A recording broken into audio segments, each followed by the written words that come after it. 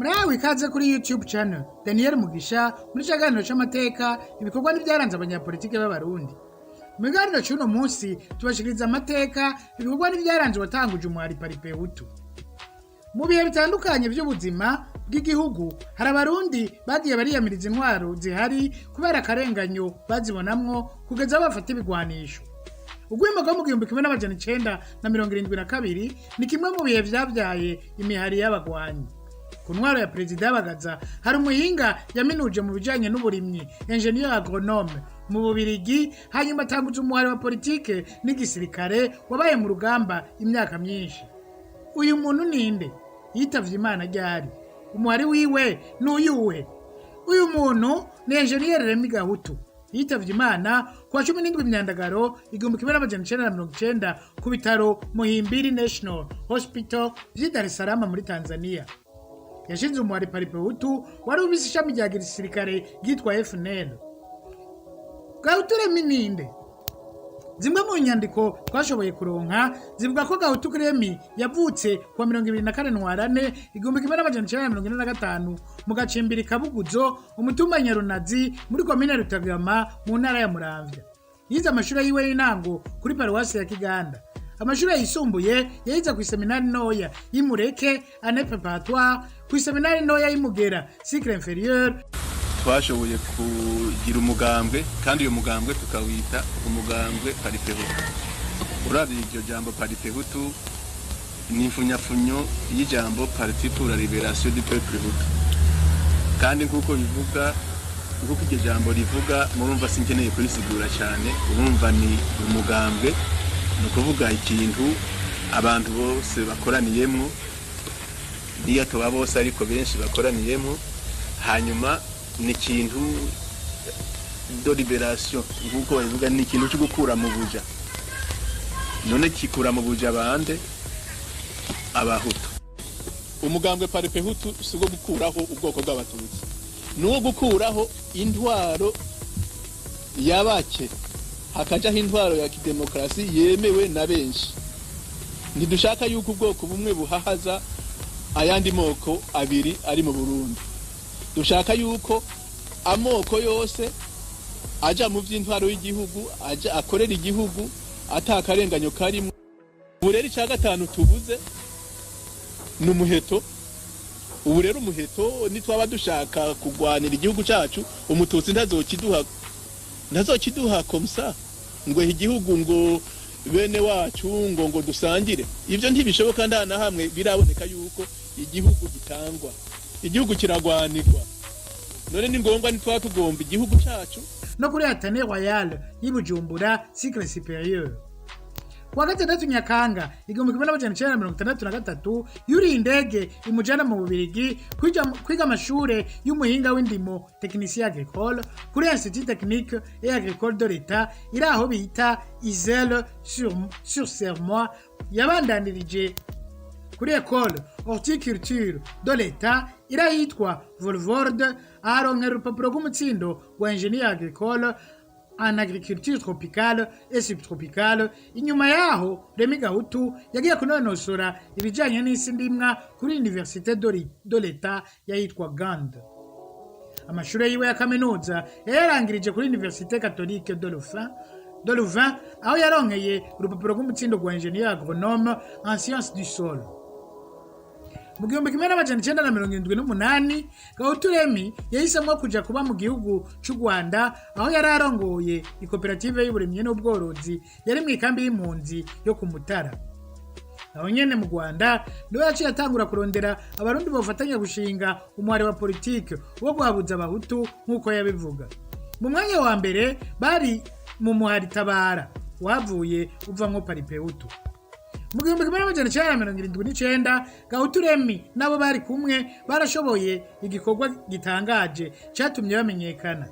Mu gihe hari yatunganijwe inama igira gatandatu y'abakuru b'ibihugu b'Ubufaransa na Afrika yabera Kigali mu Rwanda, GAHUTU Remmy nabo bari kumwe barashoboye kwinjira mu nteguro y'inama, maze abakuru b'ibihugu bose baje muri iyo nama basanga urwandiko ku meza zabo rwitwa Genocide au Burundi, ihonyabwoko mu Burundi. Ubwo rwandiko rwasaba abakuru b'ibihugu n'amareta ko bobera abavugizi abarundi kugira yonyabwoko rihagarare. Kugira ivyo babishike ko bari babikoranye ivyo babishike ko bari babikoranye n'iperereza ry'u Rwanda. Perezida Yohani Batista Bagaza nk'abandi bakuru b'ibihugu bose bari ngaho yapfuye gushika mu kibanza ciwe acabona urwo rwandiko ararusoma. Inama itanguye, Perezida Bagaza yaciye asaba ijambo bwa mbere aramenyesha ko adashobora kubandanya inama mu gihe we nabo bazananye batubashwe kandi bazanye inyandiko zo kubatuka. Ako kanya nyene yaciye Haguruka nabo bari kumwe acaja gufata indege asubira i Bujumbura. Kuri GAHUTU Remmy na bagenzi we yari intsinzi ikomeye ko bari bejeje kumenyekanisha urugamba rwabo. Ariko hagati y'Uburundi n'u Rwanda hari hadutse igipfungu mu migenderanire ya Perezida Bagaza na Perezida Juvenal Habyarimana w'u Rwanda.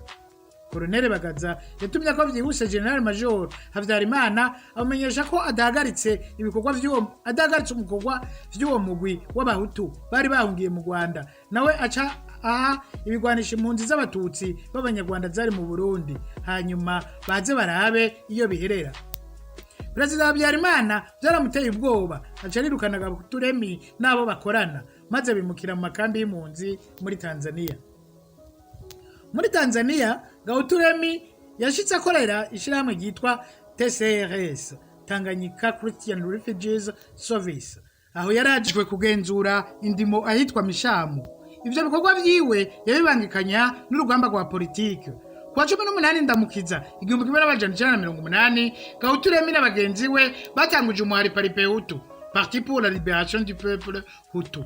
Mu 1983 GAHUTU yaratenze imihoho mu kazi kiwe ka misi yose maze yihebera ibikorwa vy'umuhari. Mu 1987 yarashoboye gukora urugendo rw'yo rwa mbere mu gihugu vya Buraya, Ubutaliyano n'Ububirigi, agiye gusigura urugamba rwa Paripehutu. Mu 1988 GAHUTU yarasubiriye arakora urugendo rugira kabiri Buraya, agiye gusigurira abategetsi batandukanye ingene agateka ka muntu kari kifashe nabi inyuma y'ugwimo rwantega marangara. Ico gihe yaranagize ibyago akanya gato ku kibuga c'indege c'Zaventem mu Bubirigi. Yarafashwe arara ijoro ryose mu minwa y'igipolisi c'Ububirigi. Mu Burundi ho bari biteze ko acarungikwa i Bujumbura, ariko bukeye yarahejeje ararekugwa. Mu 1989 Remmy GAHUTU yarahagaritswe n'igipolisi ca Tanzania. Bivugwa ko yaramaze guhakwa, kunyuruzwa no kwicwa inshuro zitari zike n'abantu boba bakorana n'iperereza ry'u Burundi. Mu mwanya wa mbere yarahagaritswe apfungishwa icamaso residence surveillée Imishamu, mu nyuma arahavanwa aja gufungirwa i Dar es Salaam mu ibohero rya Ukonga. Ibohero yaginjiye kwa 15 Rusama 1989 arigumamo gushika asandavye kwa 17 Nyandagaro 1990. Urupfu rwa GAHUTU Remmy ruvugwa ko vyinshi. Zimwe mu nyandiko ziri ku mbuga ngurukana bumenyi zivuga ko mu 1989 GAHUTU Remmy yoba yaratumwe ko n'abategetsi ba Tanzania bamusaba guhindura izina ry'umugambwe akarikurako agace Hutu kuko bumva umengo n'umugambi utandukanya abarundi. Ntawuzi ko ico gihe abategetsi boba bari babivuganye n'abatwara Burundi kugira barabe ko bokwemera GAHUTU Remmy gutahuka mu gihugu canke ko abategetsi ba Tanzania bashaka kuronka abo bahera kugira bavugane n'abategetsi b'u Burundi ku kibazo cy'uwo muhari. Izo nyandiko zivuga ko umubonano w'abategetsi na GAHUTU Remmy woba wabereye ku mugenzi wiwe yoba yitwa Michel Singoyi. Izo nyandiko zivuga ko Engineer Remmy GAHUTU yoba yarase guhindura izina ry'umugambwe kuko yatinya ko abahutu batosubira gutahura neza ico umugambwe haranira. Inyuma yaho ni ingorane zikomeye zoba zarahereye. Iki gice cy'uyu mubonano nitucemeje gose. Abazi kahise ka Paripehutu nibo boheza bakavyemeza canke bakabibeshuza. Abari begereye Engineer GAHUTU Remmy bose bemeza ko yishwe. Bamwe bavuga ko iminsi 2 imbere yo gupfa hoba haje abaganga bamusanga mu ibohero ya Ukonga, boba bavuga ko baje kumusuzuma imbere yuko arekugwa agataha. GAHUTU yoba yabishuye ko akomeye ameze neza atavyo kumusuzuma akeneye. Uwamuze abaganga bo baratashe ataco bamukozeko. Bukeye baba baragarutse kandi kumusuzuma baca bamutegeka ko yoja kwipimisha mu bitaro bikuru vya Muhimbiri. Nawamenye ico bacarabaye ageze muri ivyo bitaro. Ico bikora ku mugoroba batashe yoba yagize inyonko n'ubushuhe bwinshi. Niko kuja kuraba umuganga w'aba munyororo, umuganga yoba yaramuteye urushinge. Bavugana ko azogaruka kumuraba bukeye. Ariko ubushuhe bwagumye buduga cyane. Kuwa 17 Myandagaro 1990 Engineer GAHUTU Remmy abarasandavye. Kugazi no musi urupfu rw'undi rwigeze rukogwa kw'amatoza. Abanywanyi ba Paripehutu bagumye bikeka ko leta ya President Ali Hassan Mwinyi yoba yaravuganye na leta ya President Pierre Buyoya. Abandi bakibaza ko iperereza ry'u Burundi ryoba ryaraguze bamwe mu bajejwe umutekano muri Tanzania kugira bice GAHUTU Remmy. Ishira hamwe Amnesty International yaranditse muri Myandagaro 1990 risaba Tanzania gusigura urwo rupfu ariko nta nyishu yigeze iboneka. Engineer GAHUTU Remmy yashinguwe Dar es Salaam muri Tanzania. Urupfu rwa Remmy GAHUTU nigwahagaritse urugamba rwa Paripehutu. Urupfu rwa Remmy GAHUTU niko gwaraciye intege abanywanyi ba Paripehutu ariko nigwahagaritse uwo muhari. Mbere nyuma y'urwo rupfu nibo batanguye ibitero bikomeye mu Burundi. Muri Munyanyi 1991 Paripehutu yarakoze ibitero bikomeye mu gisagara ca Bujumbura mu ntara za Cibitoke, Bubanza na Bujumbura rirari. Ico gihe abanywanyi batari bake b'umuhari barahasize ubuzima. Nabo batari basangiye ivyiyumviro mu 1993 abanywanyi ba Paripehutu baraye amajwi gose umugambwe Frodebu wa Melchior Ndadaye bituma uwo mugambwe utsinda amatora. Ariko inyuma imigenderanire ya Frodebu na Paripehutu yo bitagumye imeze neza na cyane cyane ko President Ndadaye atashaka gusangira ubutegetsi nabo muri Paripehutu. Inyuma y'urupfu rwa President Ndadaye urugamba rwa Paripehutu rwarasubiriye rurakomera. Ariko mu 1994 haravutse umuhari CNDD-FDD nawe nyene utagumanye imigenderanire myiza na Paripehutu. Mu ntango baboneka nk'abagiye gukorana ariko mu nyuma barahindutse abakeba gose gushika naho batana mu mitwe bose bakiri mu ishamba. Intambara zari zitangaje cyane mu gihe CNDD-FDD yari isigaye itwagwa n'abahoze muri Paripehutu nka Hussein Rajabu, Pierre Nkurunziza na Adolphe Nshimirimana, Arengiyome Bunyoni, Evariste Ndayishimiye n'abandi. N'igihe CNDD-FDD ifashe ubutegetsi yagize Paripehutu umwasi mukuru wayo. Gushika uyu munsi abanywanyi ba Paripehutu yavuye ivyara FNL hanyuma FNL baracahamwa bidasanzwe. Naho menye ibitigiri by'abanywanyi b'uwo muhari n'umugambwe wawuvuyemwo intwaro ya CNDD-FDD imaze kwica. Harabiciwe mu Ruvubu imuyinga, harabafashwe mu gikorwa cyakozwe mu ntango y'ubutegetsi bwa CNDD-FDD citwa Operation Aigle, harabishwe nabi mu ciswe Operation Safisha, harabandi benshi cyane bishwe bagezwe ko biyamirije ikiringo ca gatatu ca Nkurunziza kuva mu 2015. Harabishwe bagirizwa kwanga ibwirizwa shingiro ryo mu 2018, harabishwe mu gihe c'amatora y'2020. Hari n'ababandanya kwicwa bagirizwa gukorana na leta bara.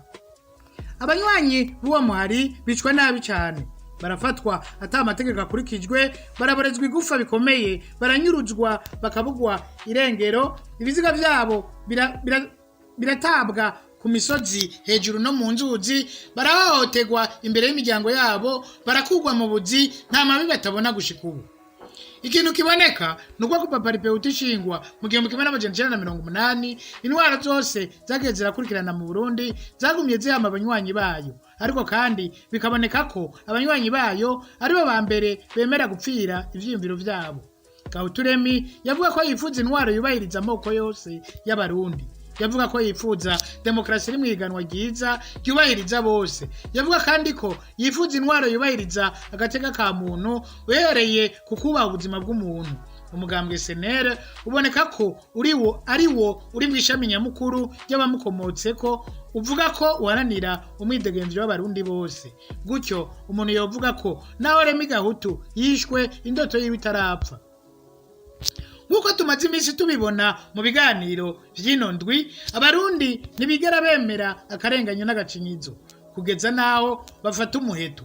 twarabonye inamujandi mu gihe c'abakoroni, Serius Masha na Ezekiel Sabiyorero kuri Republika ya mbere, Gahutu Remmy kuri Republika ya kabiri n'iya gatatu. No ku zindi ntwaro vyarabandanije. Ni ryari tuzoronka intwaro yubahiriza abarundi bose ku buryo abana b'u Burundi badategerezwa gufata umuheto kugira baserure iciyumviro cabo mu gihe kidahuye n'ic'abatwara. Hano turangirije ikiganiro cyacu cy'uno munsi. Tubibutse kugira ico muvuze muri comment, ariyo commentaire, kugira like, ariyo j'aime, no kugisangiza abandi mu kugira partage, ariyo share, naho ubutaha.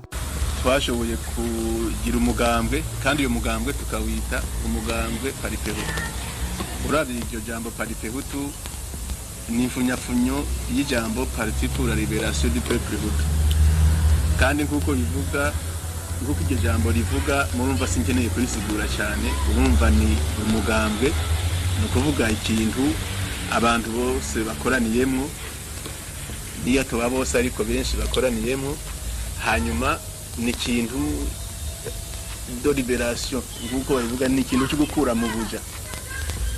None kikura mu buja bande abahutu. Umugambwe paripehutu sugo gukuraho ubwoko bw'abatutsi, nuwo gukuraho intwaro yabake hakajaho intwaro ya kidemokrasi yemewe na benshi. Ntidushaka yuko ubwoko bumwe buhahaza ayandi moko abiri ari mu Burundi. Dushaka yuko amoko yose aja mu vy'intwaro y'igihugu, aja akorera igihugu atakarenganyo karimo. Bureri ca gatanu tubuze n'umuheto. Ubu rero umuheto nitwaba dushaka kugwanira igihugu cacu, umututsi ntazokiduha komsa ngo igihugu ngo bene wacu ngo dusangire. Ivyo ntibishoboka ndana hamwe biraboneka yuko igihugu gitangwa, igihugu kiragwanirwa. None ni ngombwa nitwaba tugomba igihugu cacu.